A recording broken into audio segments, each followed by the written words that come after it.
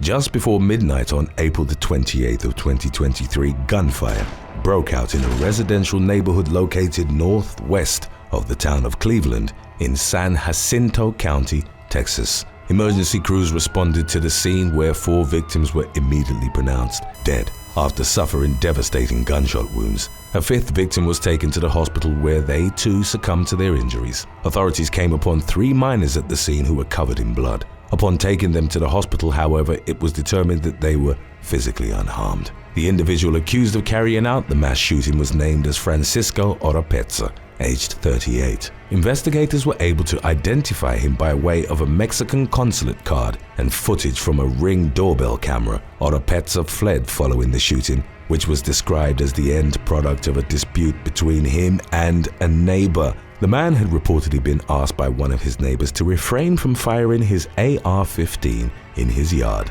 The neighbor told Oropeza that the gunfire was disturbing his sleeping baby and threatened to call the police. Oropeza subsequently retrieved the rifle from his residence before barging into the neighbor's house and opening fire. The ensuing manhunt came to involve the Houston field office of the FBI. A judge issued a warrant for the suspect's arrest along with a $5 million bond. Investigators theorized that Oropeza had fled on foot or a bicycle and initially limited the search radius to just 2 miles. However, the manhunt was later expanded to stretch across a 10-mile radius, and authorities offered a $100,000 reward for assistance in the suspect's capture. On May the 1st, 3 days after the incident, Oropeza was briefly spotted near Texas State Highway 105, prompting schools in the area to be shut down. The following day, the FBI received a tip that he was hiding out in a house associated with one of his family members in the city of Cut and Shoot, situated about 18 miles from the scene of the mass shooting.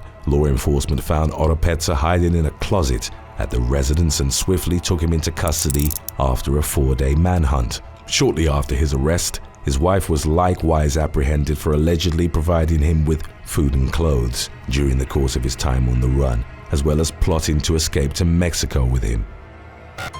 Number 5. Brant Fuetz.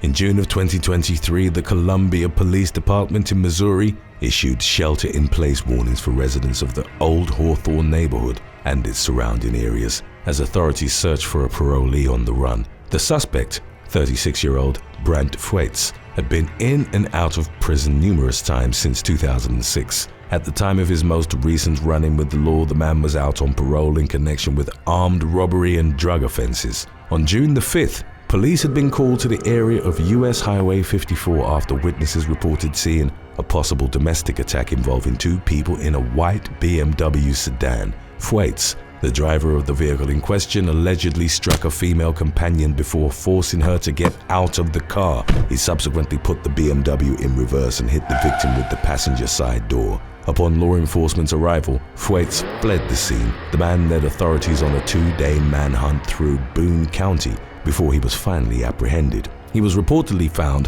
hiding in a residence on the county's north side. In addition to the domestic violence incident, Fuetz was accused of threatening his mother and setting her garage on fire.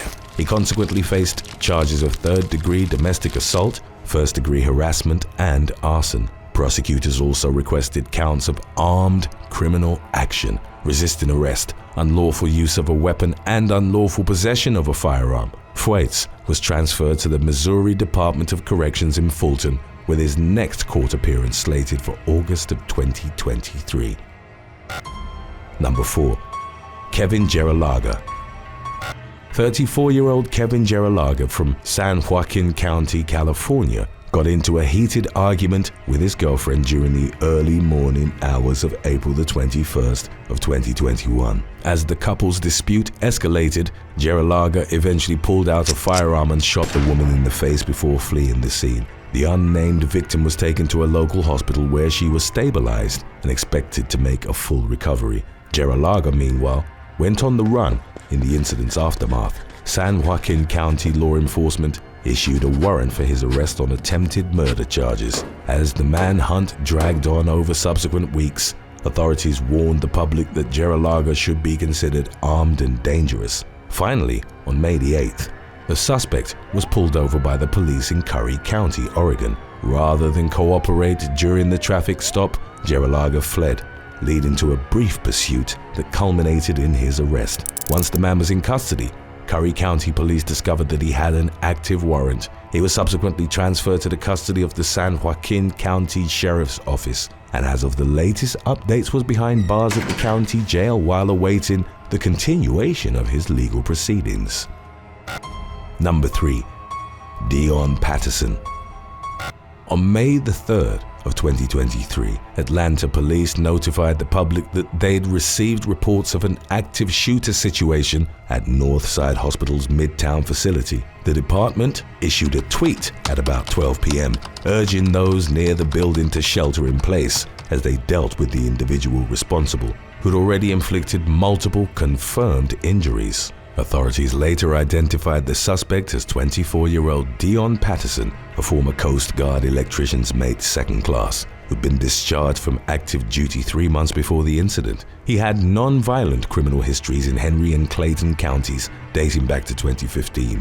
On the day of the shooting, Patterson was accompanied to the hospital by his mother. He was reportedly seeking medication for his anxiety, but at some point during his visit, he became agitated and abruptly lashed out in violence. After opening fire inside the hospital, Patterson hijacked a pickup truck at a nearby gas station and fled the scene. Several minutes later, Atlanta police launched a manhunt for the suspect, increasing their presence in Vinings, Cumberland, and the area surrounding Truist Park, where the Atlanta Braves play home games. A license plate reader caught a glimpse of the stolen car during the beginning stages of the manhunt. The vehicle was later found at a parking garage, with a nearby camera capturing the suspect at around 12:30 p.m., 30 minutes after the shooting. After 8 hours on the run, Patterson was tracked down in Smyrna's Waterford Place neighborhood, about 13 miles from the hospital where the attack took place. One of the shooting victims, an Atlanta-based CDC worker named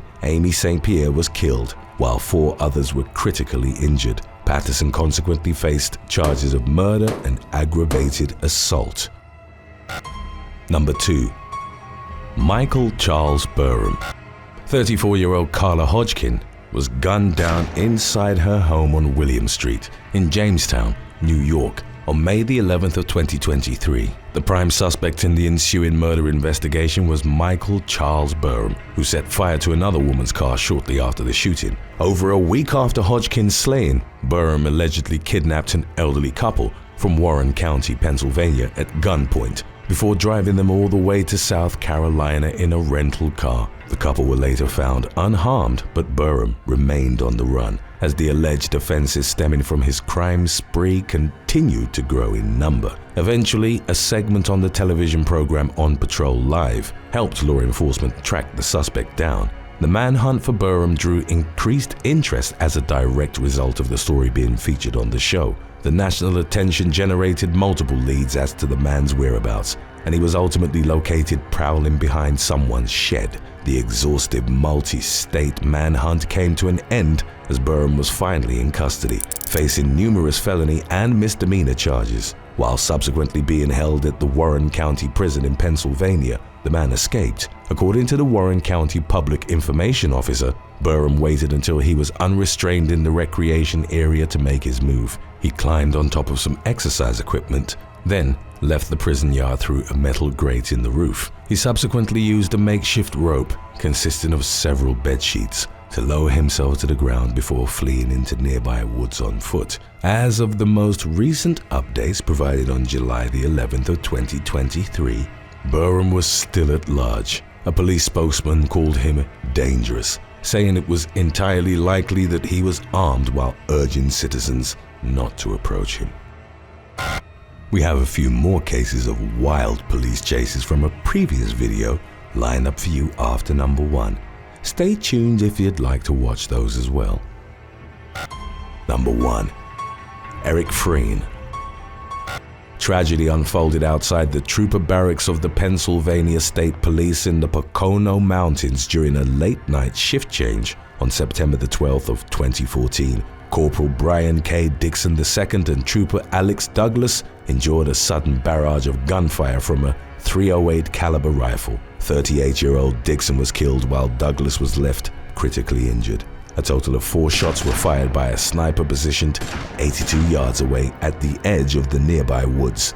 The suspect retreated back into the trees and escaped, but investigators were able to identify him a few days later. An abandoned 2001 Jeep Cherokee, partially submerged in a swamp near the intersection of Pennsylvania Route 402 and US Route 6, led authorities to Eric Frein, at the time in his early 30s. The vehicle reportedly contained Frein's social security card, information about foreign embassies, camouflage paint, and bullet casings matched to the shooting. Within a couple of days, a warrant had been issued for the man's arrest, and an extensive manhunt had been launched. The search for Frein came to involve nearly 1,000 law enforcement officers, including local police, state police forces from Pennsylvania, New York, New Jersey, and Connecticut, as well as the FBI, U.S. Marshals Service, and the Bureau of Alcohol, Tobacco, Firearms, and Explosives. Investigators employed tracking dogs, but Frein managed to evade them by utilizing water crossings and terrain conditions. The suspect was described as a self-taught survivalist with a grudge against law enforcement. Police believed they encountered Frein on several occasions during the manhunt, but each time he slipped away because of his knowledge of the terrain. A police spokesman eventually told the press, "I think this is a game to him." It wasn't until the night of October the 30th, over a month after the initial incident, that Frein was finally taken into custody. U.S. Marshals found him in an open field near an unused airport hangar at Birchwood Pocono Air Park. While he wasn't armed at the time of his arrest, authorities did recover a .308 caliber rifle and a handgun. Frein was charged with a litany of offenses, including first-degree murder and attempted murder. In April of 2017, the man was found guilty on all charges and consequently sentenced to death. As of the latest developments, Frein was awaiting execution on death row at SCI Phoenix, a maximum security prison in Pennsylvania. Number 9. Jody Ann Harvey. Law enforcement in Vero Beach, Florida, initiated a traffic stop with a vehicle driven by 60-year-old local woman Jody Ann Harvey in December of 2021. A chase ensued, during which Harvey drove through the gate of the Grand Harbor Golf Course and onto the green. Officers proceeded to apply a pursuit intervention technique, commonly abbreviated as PIT, which involves forcing a fleeing car to turn sideways and thus be brought to a halt. The chase, resulting in Harvey's SUV and 2 police cruisers sustaining damage, was captured on dashcam video. Once the suspect's vehicle was spun into submission, Harvey emerged and was immediately ordered to hold her hands up and get down on her knees. The woman briefly tried to check what appeared to be her cell phone, but an officer promptly and forcefully pushed her head down. Before restraining her with the help of a partner, Harvey was booked into the Indian River County Jail without bail on charges that included DUI, 2 felony counts of criminal mischief, an aggravated flee and elude. Number 8. NEHEMIAH HARDEN.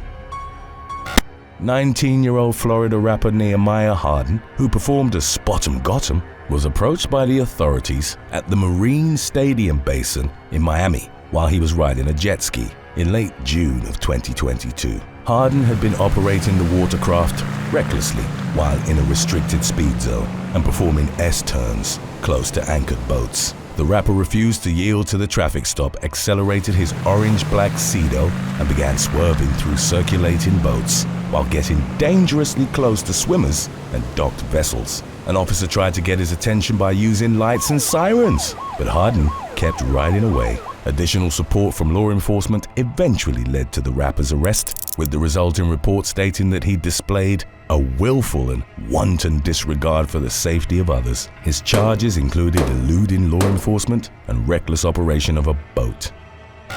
Number 7. Lori Lindley.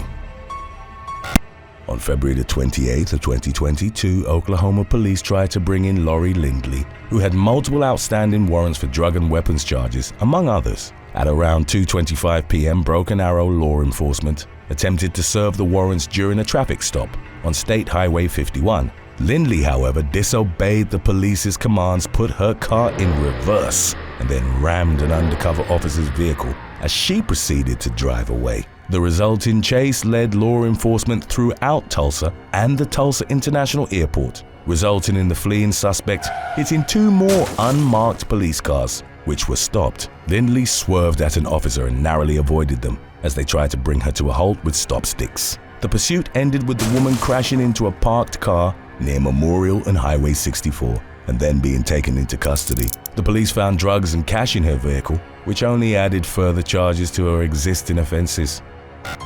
Number 6. Alicia Irwin Dubrow.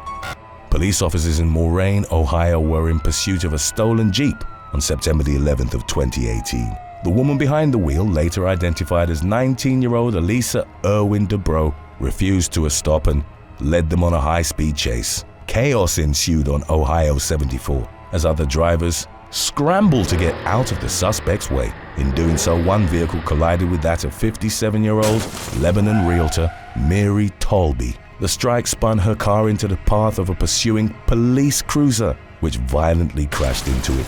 The woman was left in critical condition and passed away from her extensive injuries at a local hospital. Following her eventual arrest and during her consequent trial, Irwin Dubrow pleaded guilty to involuntary manslaughter, failure to comply with an order or signal or a police officer, and grand theft of a motor vehicle. In February of 2019, she was sentenced to 11 years on the first charge and to 18 months on each of the other two, with her sentences to run consecutively. The young woman's defense appealed the decision, describing the punishment as cruel and unusual, but it ultimately remained unchanged. Number 5. Yonis Cruz Peña. On May the 27th of 2018, Yonis Cruz Peña crashed his 2008 Kawasaki motorcycle into a retaining wall on the Rickenbacker Causeway in Miami and was sent flying from an overpass. The 29-year-old died, but his wife, who'd been riding on the back of the bike, survived the harrowing crash. She was taken to the intensive care unit at Jackson Memorial Hospital's Rider Trauma Center after having suffered fractures to her femur and pelvis, in addition to multiple abrasions. The woman, named as JAYLAND Gonzalez, and other motorcyclists riding with Peña on the day claimed that law enforcement had been chasing the man and cornered him into the wall, thus leading to the fatal crash. A spokesperson for the Miami Police Department initially claimed to have had no knowledge of the pursuit, blaming Peña's high speed for the crash, while the police union blatantly accused the witnesses of lying. Miami's Civilian Investigative Panel, or CIP, a board of local residents who examine complaints against law enforcement, found several discrepancies between the official police report and the circumstances surrounding the accident. They included the fact that local authorities had been conducting a traffic enforcement operation in the area, and a potentially damning video published by Miami New Times on June the 4th of 2018. It showed an officer seemingly chasing a motorcyclist, who witnesses claim was Peña, at an alleged speed of 100 miles per hour on the causeway. CIP investigators ultimately claimed that they were unable to authenticate the clip. Nevertheless, according to the suspicions surrounding the incident, was the fact that the GoPro camera Peña had worn on his helmet had only started recording after the crash. There was also misrepresentation and erroneous translations of Gonzalez's statements to the police on the day. Rumors of a cover-up began to take shape.